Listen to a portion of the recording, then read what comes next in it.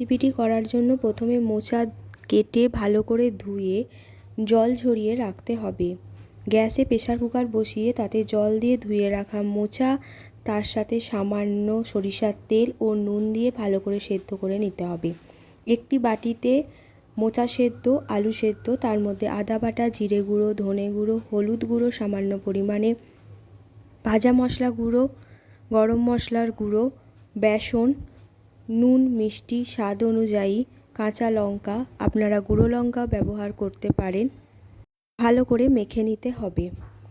মাখা হয়ে আসলে কড়াই বসিয়ে তাতে সামান্য পরিমাণ সরিষার তেল দিয়ে মেখে রাখা মোচা ছোট ছোট বড়ার আকারে দিয়ে দিতে হবে।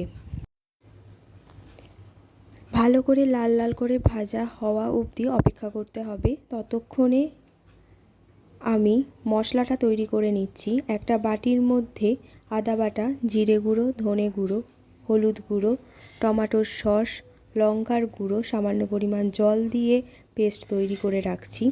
এদিকে বড়াগুলো ভাজা হয়ে এসেছে।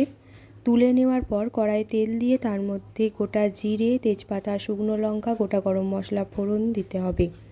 ফোড়ন হয়ে আসা অবধি অপেক্ষা করতে হবে। ফোড়ন হয়ে আসলে তার মধ্যে তৈরি করে রাখা মশলার পেস্টটা দিয়ে ভালো করে তেল ছাড়া অবধি আমাদের অপেক্ষা করতে হবে।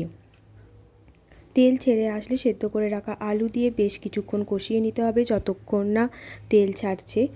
আলু ভালো করে কষিয়ে আসলে তার মধ্যে জল দিয়ে নুন মিষ্টি দিয়ে সামান্য পরিমাণ